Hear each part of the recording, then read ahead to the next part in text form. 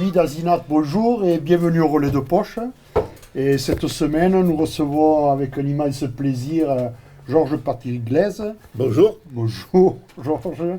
Auteur de presque 20 romans historiques, 19, mais le 20e 19. est déjà dans les tuyaux. Dans les tuyaux. Donc je ne me suis pas trompé. Édité d'abord chez Albin Michel, maintenant chez Calman Lévy. Sauf pour votre dernier essai, celui qu'on va présenter aujourd'hui, qui est chez Papillon Rouge. Cela ne doit pas vous faire oublier qu'il a également rédigé 2 publications professionnelles dans ses tout débuts, sur le tourisme vert et surtout une biographie de Charles de Gaulle, soldat. Oui. Voilà. Ces 2 ouvrages avaient un lien avec sa profession, professeur d'histoire, agrégé d'histoire, muni d'un DEA, d'histoire méridionale, si je me souviens. Méridionale, oui. C'est ça. Votre parcours vous a fait traverser la France pour finir par revenir à vos origines familiales, l'Ariège. C'est la meilleure transition avec le livre du jour. Votre parcours vous ramène à un moment à écrire sur les personnages qui ont marqué l'Ariège. Donc pouvez-vous nous parler justement, avant de parler du livre, de ce parcours et pourquoi l'Ariège? Donc ma carrière professionnelle se résume à, c'est vrai, à Tour de France, puisque professeur d'histoire, j'ai enseigné à Lot-et-Garonne, puis à Dunkerque, à Guéret, et puis finalement en Ariège, où j'ai passé 30 ans au lycée de Pamiers. Et maintenant je suis en retraite, et donc je peux donner beaucoup de temps à la littérature. J'avais commencé avant de prendre ma retraite, et donc c'est vrai, en effet, comme tu l'as dit, je fais un roman par an à peu près, et le dernier n'est pas un roman, c'est un essai, comme on dit, consacré aux Ariégeois, et aux hommes et aux femmes qui ont fait l'Ariège, qui ont fait l'histoire de l'Ariège. Alors la liste est, comme toutes les listes, partisane. Je veux dire par là que j'en donne 50, mais j'aurais pu en donner beaucoup plus. Mais évidemment, je suis limité à ce format-là. Donc 50 Ariégeois et Ariégeoises. Il y a plus, je reconnais, d'hommes que de femmes. On peut s'en expliquer pourquoi. Et ces gens, ils ont été célèbres et souvent aussi oubliés. Oubliés parce que l'histoire n'a pas retenu leur nom. Ils sont passés un peu à trappe parce que, parfois ils n'avaient pas la bonne couleur politique aussi. Hein, ça existe. Donc il y a toute une série de raisons qui ont fait que on les a oubliés dans l'histoire. Et pourtant, ils ont apporté quelque chose. Ils ont travaillé pour la plus grande gloire de leur petite patrie, l'Ariège.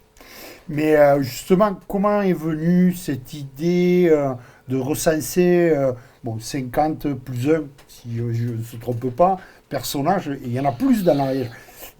L'Ariège fournit du fer et des hommes. Oui, alors ce roman, l'opus, comme on dit, l'ouvrage à une histoire, j'ai fait paraître dans la Gazette ariégeoise quelques biographies l'année dernière et qui ont été remarquées par cet éditeur, le Papillon Rouge, que je connaissais parce qu'on s'était déjà rencontrés à Sète, on avait sympathisé, et il m'a demandé si ça m'intéressait de faire un bouquin sur l'Ariège et les Ariégeois. Alors moi j'étais un peu dubitatif parce que l'Ariège c'est un département. D'habitude, les bouquins de cette collection sont sur beaucoup plus des régions, avec un socle plus large.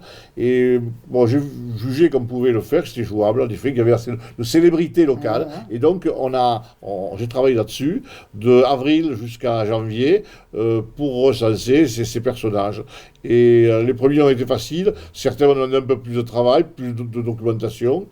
Et ça a été un peu chronophage, dans la mesure où ça a mangé du temps, c'est vrai, par rapport à mon roman annuel, qui va paraître ensuite, lui, au mois de septembre. Donc j'ai un mois de retard, mais c'est pas grave, on va se débrouiller, on va le rattraper.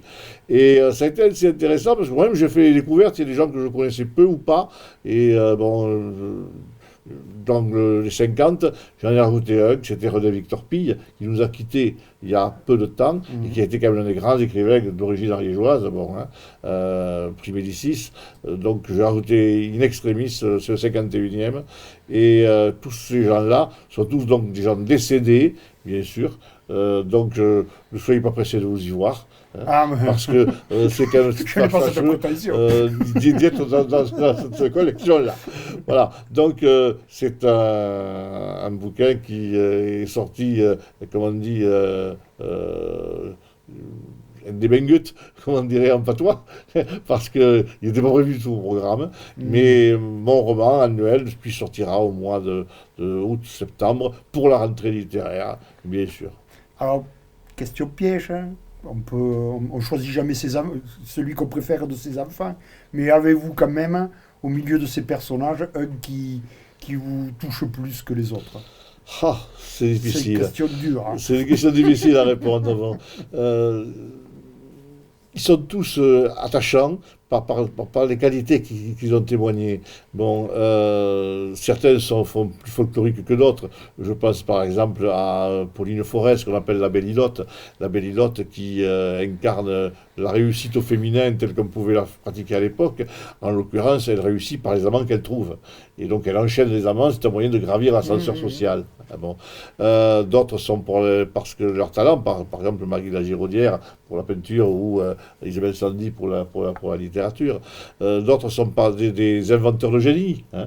Je pense à Aristide Bergès qui invente la houille blanche, l'électricité, hein, ou d'autres sont des organisateurs extraordinaires. Je pense par exemple à un type comme Paul Cojol qui a créé l'ordre des experts comptables au niveau européen.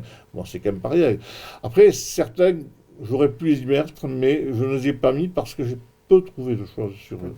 Des fois, la base documentaire était assez étroite, et donc je les ai cités en liste complémentaire, sans pouvoir faire vraiment sur eux, au-delà d'une quinzaine de lignes, donc c'était court. Il y a beaucoup plus d'hommes que de femmes, et je le confesse, et j'en suis profondément désolé. N'y voyez pas un excès de misogynie, c'est simplement le fait que ça illustre le plafond de verre de la société tel qu'il a été, tel qu'il demeure encore. N'oublions pas que les femmes n'ont eu le droit de vote qu'en 1944, donc aucun rôle politique avant cette période n'était possible, et qu'elles restaient dans l'ombre du mari, souvent. La femme ariégeoise, elle est debout à la cuisine, et elle reste debout pendant que son mari mange. C'est malheureusement, souvent, ça a été vrai. Et donc, les femmes étaient toujours en arrière-plan, même si elles ont des fois eu un rôle secondaire qui n'a pas été négligeable. Je pense par exemple à Raymond Escolier, dont on soupçonne que sa femme est l'auteur de certains de ses romans, et qui n'a fait que lui-même que les signer. Mais bon, pas de preuve de ça. Mais monsieur... Donc il y a des gens qui sont assez extraordinaires bon, dans le lot. Hein, bon, c'est vrai, bon, on peut penser par exemple à des gens comme Paul Voivenel, qui est médecin des tranchées et qui est un humaniste, à qui on reprochera d'ailleurs certaines amitiés troubles, bon, évidemment, dans certaines époques. Bon. D'autres qui sont des grands résistants, qui ont payé par leur vie, leur combat pour la liberté, et à qui on doit beaucoup. Donc ils sont très très nombreux, en fin de compte, ceux que j'aime. Hein. Oui, vous êtes un bon père de famille, vous C'est choisissez mon pas père de dans vos famille, je ne enfants. choisis pas mes enfants. Par contre, je vais finir par une question plus d'actualité. Comment dans cette période, comme auteur, vous arrivez, cette période de confinement, on recontextualise un peu, vous arrivez à fonctionner malgré tout, un, pour la création, deux, pour la diffusion, parce que la création sans la diffusion, il y a un manque. Alors c'est une période difficile. Bon, le télétravail, nous on est habitués parce qu'en tant qu'auteur, on est un métier solitaire, on télétravaille naturellement. Mais ce qui nous a beaucoup manqué, c'est vrai, c'est le lien sociétal et social avec à la fois ceux qui sont nos partenaires, c'est-à-dire les libraires, les salons du livre, et puis le public, nos lecteurs, les lecteurs. Hein. Ça nous manque beaucoup. Et c'est vrai que c'est quelque chose qui a été difficile et qui a plombé un peu, qui a assombri le paysage. On a fonctionné comme on a pu, avec les salons du livre qui ont fermé les uns après les autres. Aucun salon national n'a pu pratiquement se tenir depuis l'année dernière. Les petits salons qui subsistent, bon, ils sont en extérieur, souvent à l'air libre. Bon, c'est le seul moyen pour respecter les normes et les jauges. Donc on espère qu'on va avoir le bout du tunnel, mais c'est vrai que ça a été difficile.